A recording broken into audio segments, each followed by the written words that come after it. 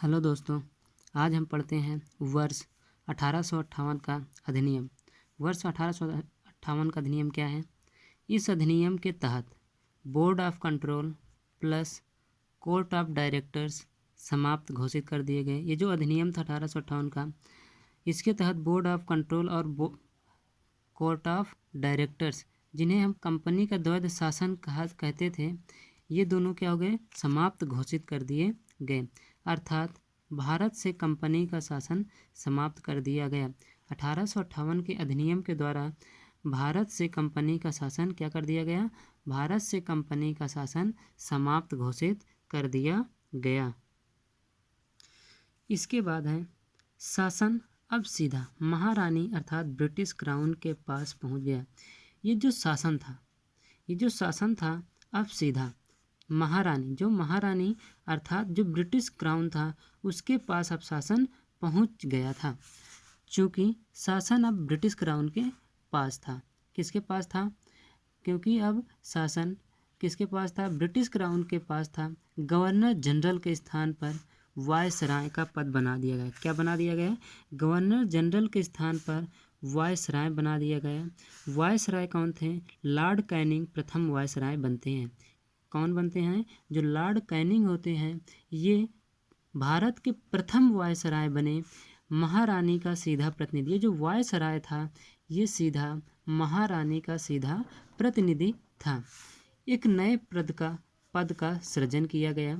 एक नए पद का क्या किया गया? सृजन किया गया, जिसे भारत सचिव कहा गया। क्या कहा गया? भारत सचिव। जो नए पद का सृजन किया गया उसे भारत सचिव कहा गया। इस प्रकार के दो मुख्य बदलाव हुए। क्या हुए? इस 1858 के अधिनियम के द्वारा इस प्रकार के दो मुख्य बदलाव हुए, जिसमें गवर्नर जनरल अब वायसराय बन गए। कौन? ये जो गवर्नर जनरल था, अब ये क्या बन गया? वायसराय बन गया। फिर लंदन में भारत के मामलों के लिए एक नया पद, जो लंदन में भारत के मामलों के लिए एक नया पद बना, जिसे भारत सचिव कहते हैं। क्या हुआ? ये जो लंदन था, कहाँ? लंदन में भारत के मामलों के लिए एक नया पद बना, जिसे भारत सचिव कहा जाता है। प्रथम भारत सचिव बने लॉर्ड स्टैनली। ये जो प्रथम भारत सचिव बने थे, उनका नाम था लॉर्ड स्टैनली। यह व्यक्ति ब्रिटिश कैबिनेट का सदस्य होता था। ये जो भारत सचिव हुआ करते थे, यह ब्रिटिश कैबिनेट का, कहाँ का? ब्रिटिश कैबिनेट का सदस्य होता था। कहाँ का सदस्य होता था? ब्रिटिश कैबिनेट का। सचिव के साथ 15 सदस्यों की एक काउंसिल बनाई गई। ये जो भारत सचिव है, भारत सचिव के साथ ही 15 सदस्यों की एक काउंसिल बनाई गई। कितने सदस्यों की? 15 सदस्यों की एक काउंसिल बनाई गई, जिसमें 8 ब्रिटिश क्राउन थे। कौन थे?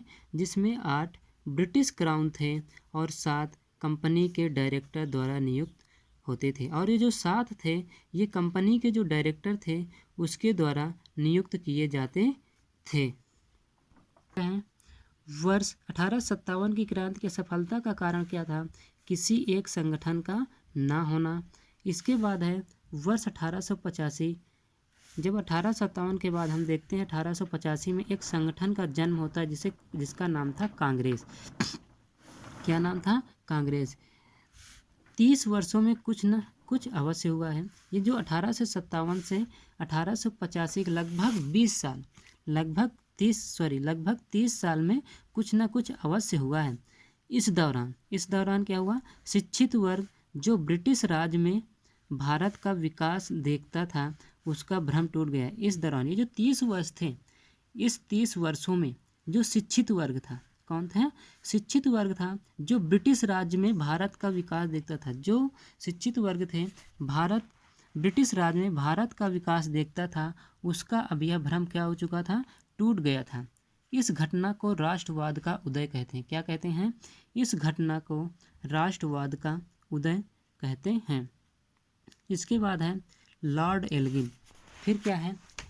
लॉर्ड कैनिंग के बाद लॉर्ड एल्गिन वायसराय, द्वितीय वायसराय बनते हैं। लॉर्ड एल्गिन के बारे में हम कल पढ़ेंगे। दोस्तों, अगर यह वीडियो अच्छा लगे तो वीडियो को लाइक करें, शेयर करें और चैनल को सब्सक्राइब करें। धन्यवाद।